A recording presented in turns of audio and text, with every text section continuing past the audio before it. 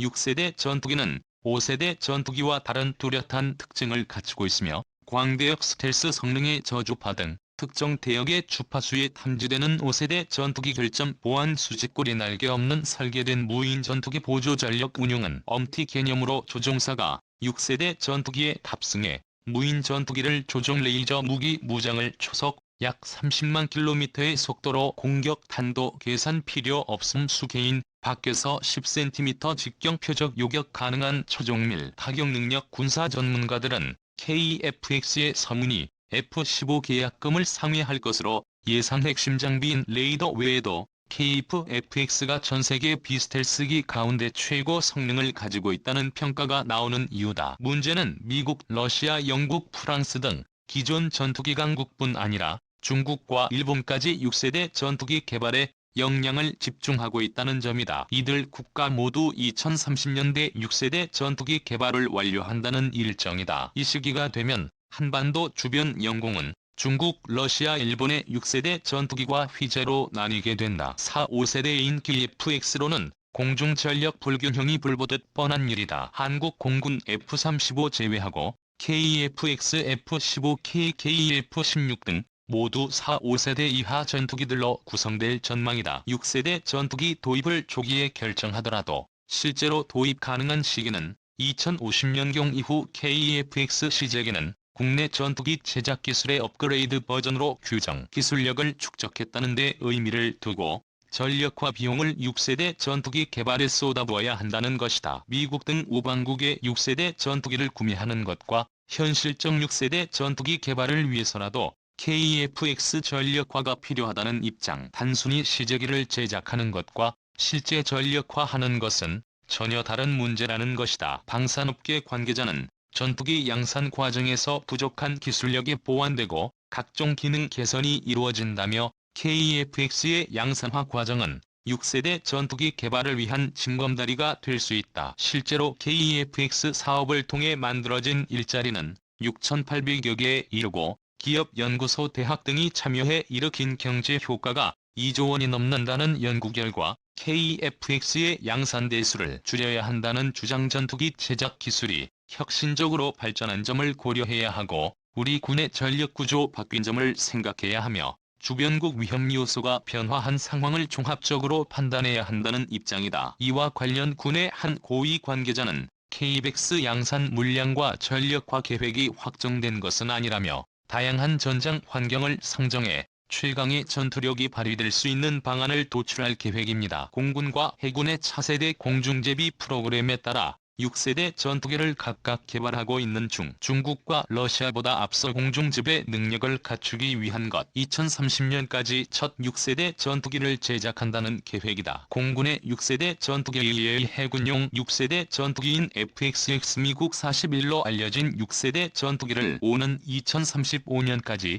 개발 완료 목표 미도와 수위를 공동 개발 업체로 선정해 개발 역량을 최대한 결집시킨다는 계획. 개발 후에는 현재 운용 중인 미국 -32 전투기를 대체하게 된 무선 광자 레이더와 AI 기술 극초음속 엔진 레이저 무기 등을 탑재할 예정. 2014년에 시제기를 생산하기 시작해 20만 3,031년경 양산 체제로 전환한 뒤 2035년부터 일선 부대에 배치 계획 X이라는 실중기를 제작해 6세대 전투기 개발에 필요한 스텔스 비행, 제어, 추진 기술 등을 이미 시험한 바 있음. 프랑스, 독일은 FC에 의해 무인 전투기인 이런 개발 중 영국은 비헤일리 템페스트, 중국 공군의 전투기나 미사일 수량 성능과 같은 기술 재원을 넘어 중국과 그 군대가 어떤 교리와 의사결정 구조를 갖고 운용되는지에 대한 심층적 이해가 필요하다고 지적. 이 같은 이해가 선행될 때 영내 우방들과 합동훈련 등을 실시할 때도 도움이 되며 억지력을 보장할 수 있다. 중국과의 거대 경쟁에서 승리하기 위해선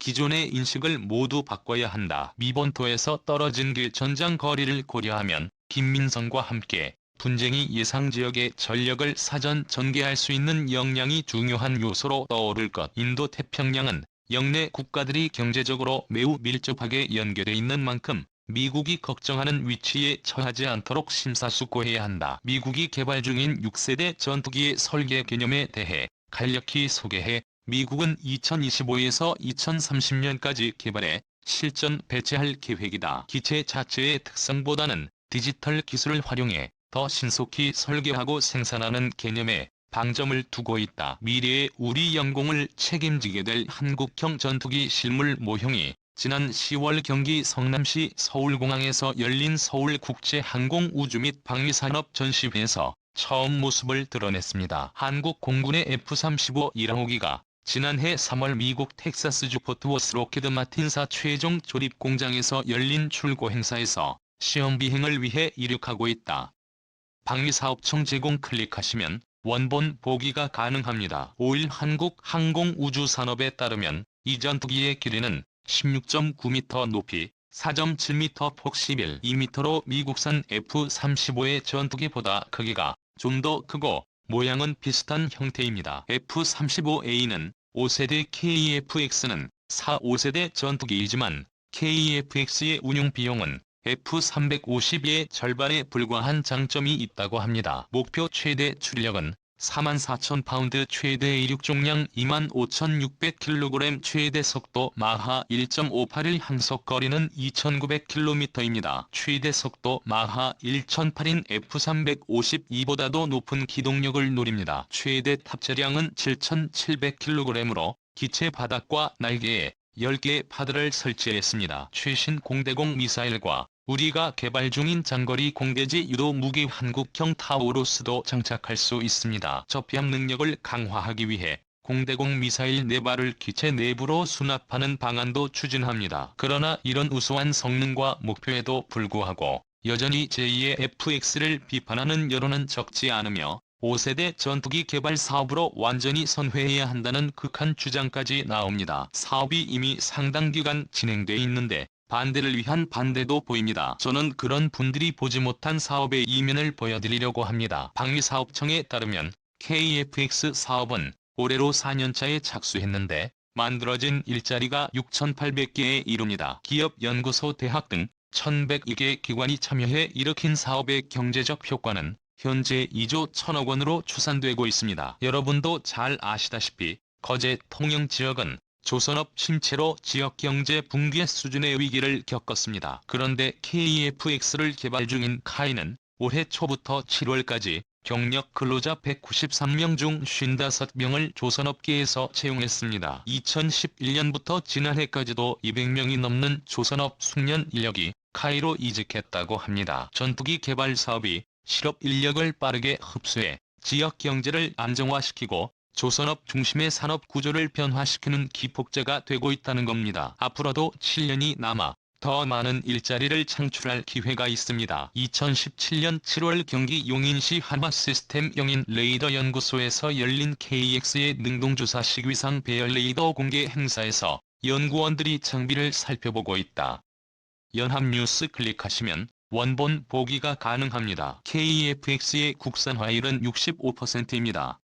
이것을 들어부의 국산화율이 100%가 아닌가, 그렇다면 차라리 수입하는 게 낫지 않으냐고 비난하는 분들이 있습니다. 그러나 전문가들은 하나만 알고 둘은 모르는 지적이라고 말합니다. 정광선 방위사업청 한국형 전투기 사업단장은 엔진 착륙장치 기총 등과 같이 아직은 기술이 부족하거나 경제성이 적어 개발을 제외한 것들을 빼고 우리가 할 수 있는 거의 모든 것을 국산화하는 것이라고 설명했습니다. 한국의 전투기 개발 능력은 이제 걸음마를 막 댄 수준입니다. 우리가 개발했다고 알려진 경공격 기립부에 이어 50도 미국산 부품이 많아 핵심 장비 수리는 외국 업체에 맡기는 사례가 많았습니다. 로키드 마틴과 공동 개발한 초음속 고등 훈련기 T-50을 개조한 것으로 완벽한 국산화로 부르긴 어려운 수준이었습니다. 그러나 KF-X는 독자 플랫폼으로 개발돼 언제든 무기체계와 전자장비를 국산 제품으로 장착할 수 있는 장점이 있습니다. 블록 1부터 블록 3까지